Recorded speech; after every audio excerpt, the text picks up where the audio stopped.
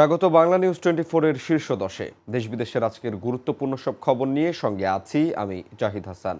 অতিবৃষ্টি, পাহাড়ি ঢল ও পাহাড় ধসে সৃষ্ট ভয়াবহ বন্যায় এখনো পর্যন্ত 54 জনের মৃত্যু হয়েছে, আহত হয়েছেন আরও 39 জন। আজ দুর্যোগ ব্যবস্থাপনা ও ত্রাণ মন্ত্রণালয়ের সর্বশেষ হালনাগাদ প্রতিবেদন থেকে এ তথ্য জানা গিয়েছে। বন্যা কবলিত এলাকায় ত্রাণ সহযোগিতা পৌঁছে দিচ্ছে প্রশাসন, আইন শৃঙ্খলা বাহিনী ও বিভিন্ন রাজনৈতিক দলের নেতারা। আজ সকাল থেকে বিকেল পর্যন্ত নৌকাযোগে বন্যা কবলিত এলাকায় ড্রোন দিয়ে সহায়তা দিয়ে দুর্গতদের পাশে দাঁড়িয়েছে বিজিবি।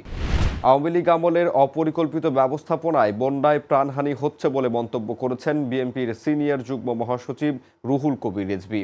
আজ সকালে রাজধানীর নয়াপল্টনে বিএনপির কেন্দ্রীয় কার্যালয়ে সমসাময়িক বিষয় নিয়ে আয়োজিত এক সংবাদ সম্মেলনে এ মন্তব্য করেন তিনি। ঢাকা সফররত আন্তর্জাতিক মুদ্রা তহবিলের প্রতিনিধি দলের সঙ্গে বৈঠকে নবম জাতীয় পে স্কেল নিয়ে কোনো আলোচনা হয়নি বলে জানিয়েছেন অর্থমন্ত্রী আমির খসরু মাহমুদ চৌধুরী। আজ দুপুরে আইএমএফ প্রতিনিধি দলের সঙ্গে বৈঠক শেষে সাংবাদিকদের প্রশ্নের জবাবে তিনি একথা জানান। সুরমা ও কুশিয়ারার পানি বাড়তে থাকায় আগামী 2 দিনে সিলেট ও সুনামগঞ্জ জেলার নদী সংলগ্ন নির্মাঞ্চলে বন্যা পরিস্থিতির অবনতি হওয়ার পূর্বাভাস দিয়েছে বন্যা পূর্বাভাস ও সতর্কীকরণ কেন্দ্র। কেন্দ্রের নিয়মিত বুলেটিনে এ তথ্য জানানো হয়। ডেঙ্গু আক্রান্ত হয়ে গত 24 ঘন্টায় দেশে আরও 2 জনের মৃত্যু হয়েছে। এ নিয়ে চলতি বছরে এখন পর্যন্ত ডেঙ্গুতে 27 জনের মৃত্যু হলো। সোমবার স্বাস্থ্য অধিদপ্তরের হেলথ ইমার্জেন্সি অপারেশন সেন্টার ও কন্ট্রোল রুম থেকে পাঠানো ডেঙ্গু বিষয়ক নিয়মিত সংবাদ বিজ্ঞপ্তিতে এ তথ্য জানানো হয়েছে।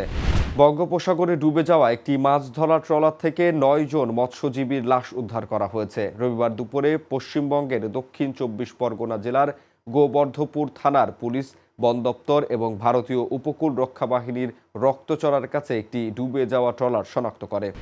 যুক্তরাজ্যে মে ও জুন মাসে বয়ে যাওয়া তীব্র দাবদাহে দেশটিতে 2700 জনের বেশি মানুষের মৃত্যু হয়েছে। আজ প্রকাশিত ওই গবেষণায় বিজ্ঞানীরা জানান 21 থেকে 29 মের মধ্যে দাবদাহের কারণে 550 জনের মৃত্যু হয়েছে এবং 18 থেকে 28 জনের মধ্যে মারা গেছেন প্রায় 2200 জন। বিশ্বকাপের গুরুত্বপূর্ণ সময়ে চোট কাটিয়ে মাঠে ফিরতে পেরে উচ্ছ্বসিত ইংল্যান্ডের ডিফেন্ডার রিস জেমস। চোটের কারণে 3 ম্যাচ বাইরে থাকার পর নরওয়ের বিপক্ষে কোয়ার্টার ফাইনালে বদলি হিসেবে মাঠে নামেন চেলসি তারকা। আগামী 16 জুলাই বাংলাদেশ সময় রাত 1টায় সেমিফাইনালে মুখোমুখি হবে আর্জেন্টিনা ইংল্যান্ড। সেই ম্যাচে প্রথম থেকেই খেলতে পারবেন এই তারকা। এবং 16 বছর পর দ্বিতীয়বারের মতো বিশ্বকাপের সেমিফাইনালে উঠেছে স্পেন। সেখানে তারা মুখোমুখি হচ্ছে গত 2 আসরে টানা 2 ফাইনাল খেলা ফ্রান্সের। আগামী 15 জুলাই বাংলাদেশ সময় রাত 1টায় সেমিফাইনালেই 2 দল লড়বে ফাইনালের জন্য। আজ এই পর্যন্তই সবশেষ খবর সবার আগে জানতে ভিজিট করুন বাংলা নিউজ 24 এর ওয়েবসাইট, ইউটিউব চ্যানেল এবং ফেসবুক পেজে।